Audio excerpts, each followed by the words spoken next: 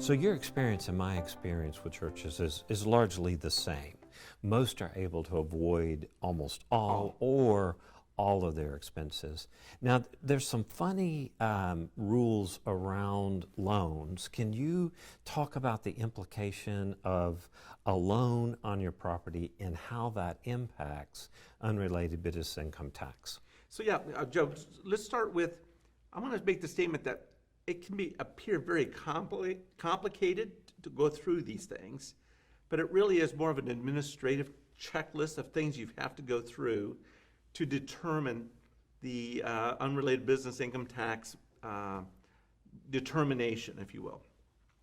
So one of those calculations, and there's several, has to do is there an acquisition loan or indebtedness on the property that's subject to this conversation.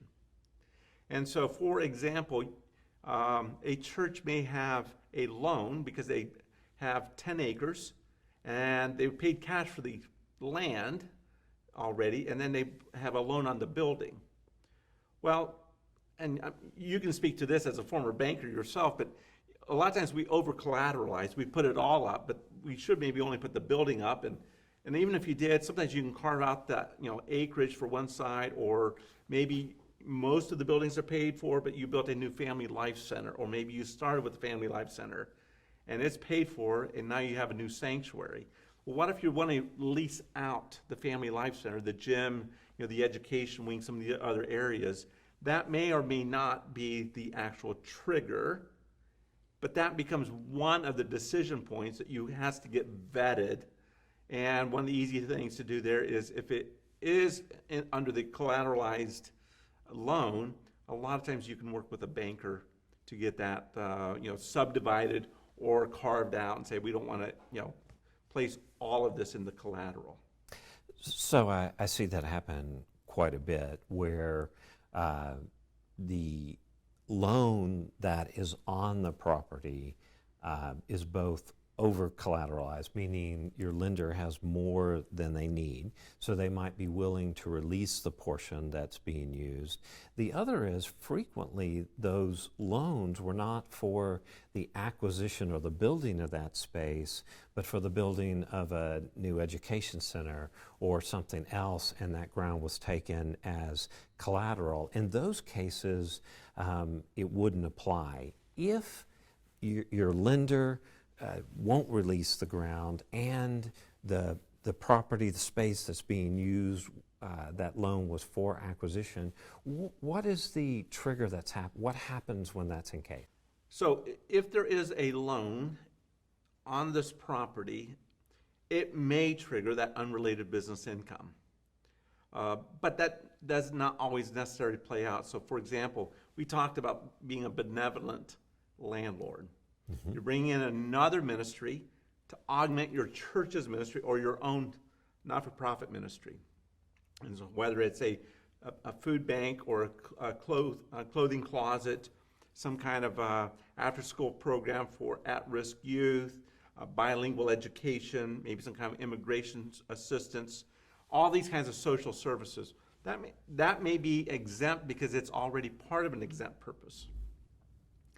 A, and B, based on the bylaws, the charter, the articles of incorporation, how you filed your Form 1023 with the IRS, some of these things may be exempted as a not-for-profit church that we're involved with education or community support, the well-being of the community. If you didn't include these items, you can go back and amend these formation documents, your governance documents, to include these as part of your exempt organization that you're now partnering with somebody else who you're renting to provide those services, because we're going to stay focused on using biblical language on the preaching of the word and prayer, and we'll have, if you will, the deacons who will wait on the tables of the needs of the community around us, the Acts concept. So let me make sure that I'm understanding this. There are many activities that a church could be engaged in if you didn't file with those as part of your original formation documents, you can go back and amend those and say education is a part of it, feeding ministry is a part of it, helping develop our community is a part of it.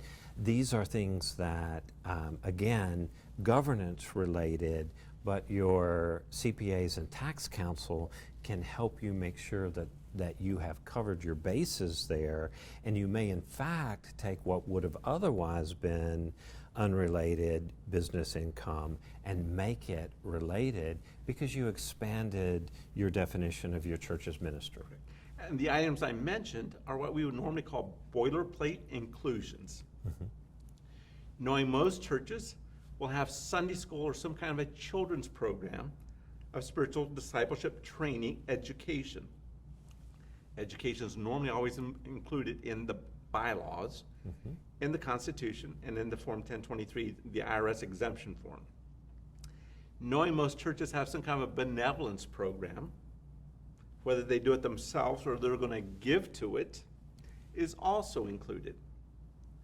So generically, it's already there most often, especially if you've had a professional help you, knowing that these are the activities of the church. We're just playing into those and expanding those by saying, there's no way we can do all the benevolence that needs to be done. We're bringing a partner in to house here to be strategic, and they're going to do that, and we're going to provide space either as a benevolent landlord at a reduced rate or at full market rate. You know, and that's a separate discussion, but that's part of the mission of the church, potentially. If it's to strengthen families, and part of strengthening families is providing preschool or daycare. Or counseling. Or counseling, all these things where, quite frankly, many of the churches we work with no longer provide counseling from a staff perspective. They have contracts with counselors who are in business as Christian professional counselors, certified, licensed, bonded, insured, and they send their congregants there to do it, and then they pay the stipends for it. Well, you know, some of them are now bringing those counselors in to be housed at the church with their own offices as kind of a pseudo ministry of the church, but it's its own business.